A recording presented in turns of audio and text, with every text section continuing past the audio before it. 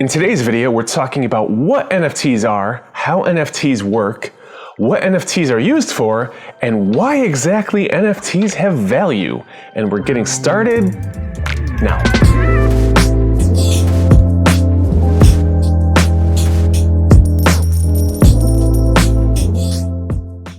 How's it going, everybody? Welcome back to the channel. If it's your first time here, my name is Jay.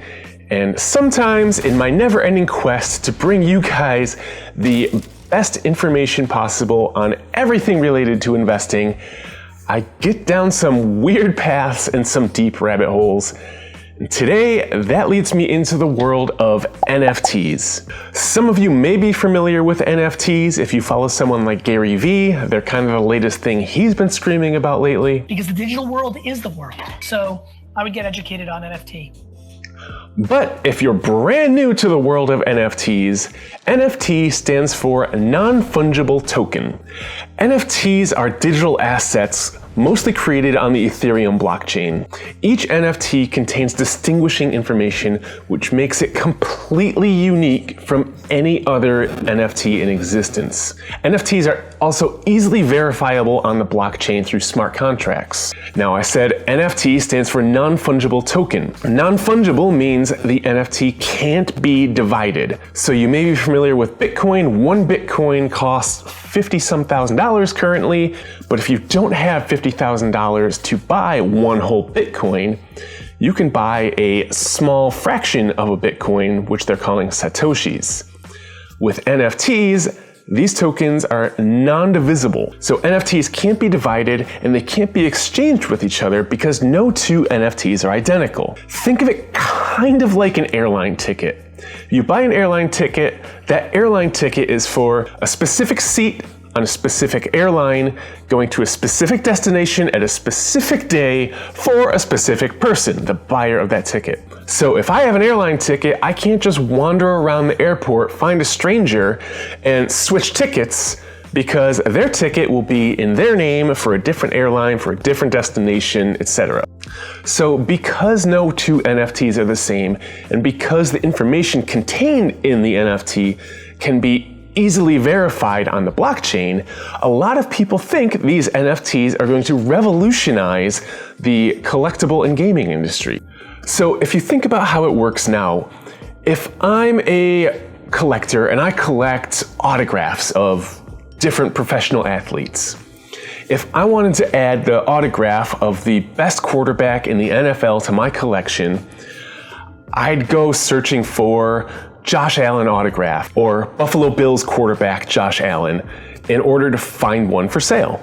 But because I'm just buying this autograph online, or even if I do it in person from a dealer or whatever, outside of actually seeing Josh Allen sign this piece of memorabilia or whatever his autograph is on, I don't have 100% verifiable way to know that the autograph I'm buying from my collection is really from Josh Allen, it's his signature, or if I'm being scammed by whoever I'm buying it from and they had their 12-year-old son autograph the piece of memorabilia. But with NFTs, if Josh Allen was signing his digital autograph on a digital Josh Allen collector card, the NFT that would be associated with that would be easily verifiable as an original, as a one-of-one Josh Allen signature on this digital card or whatever it may be. That way me, as the collector, would know what I'm buying is 100% legit.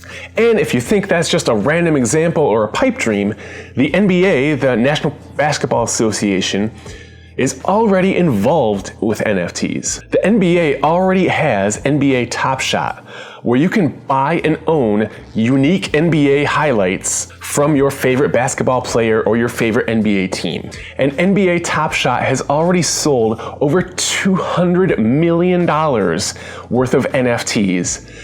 And a digital LeBron James card from NBA Top Shot recently sold for over $100,000. Another space where NFTs may have real value is with artists and musicians. Especially in the digital age, it's been a constant struggle for artists and musicians to be fairly compensated for their work. Also, as a consumer, if I'm downloading an MP3 song or an album from Apple Music, I don't really own that song or album. The same thing, I have a Spotify subscription, but I don't actually own any of the music I'm listening to on Spotify, and if my favorite band or artist decides to remove their work from the service, I can't listen to it with my subscription anymore.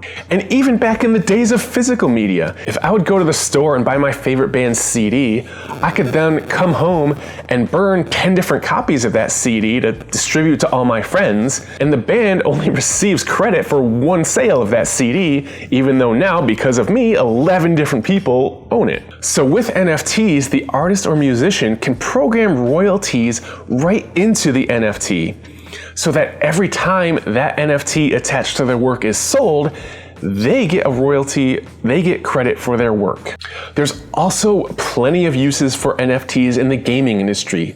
Certain video games have really scarce one-off in-game items that are really valuable to players of that game. Or other games have in-game marketplaces or currencies or things like that. Attaching NFTs to these kind of things gives them real-world value. And I could go on and on about all these kind of different things, but we're really just scratching the surface here with NFTs. So now I hope you have a basic idea of what NFTs are and some of their possible and current uses. But are NFTs something you should be investing in right now? And on that front, I would say not right now. The NFT market is going wild. Prices are super inflated. NFTs attached to things are being flipped for 10, 20, 30 times their original price within the matter of days or even less. There's things out there like a crypto kitty named Dragon, which is valued at 600 ethers, Ethereum, which right now would put its value at over $1 million US.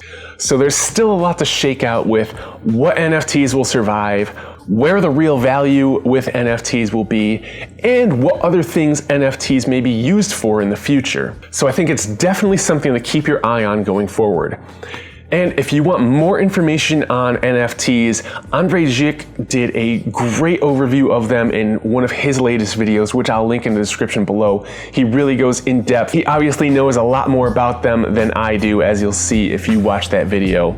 But I hope this gets you started. Watch that video if you want more information on NFTs. Watch these videos if you want more information from me on how to become a better investor and better with your money. And I hope to see you in the next video.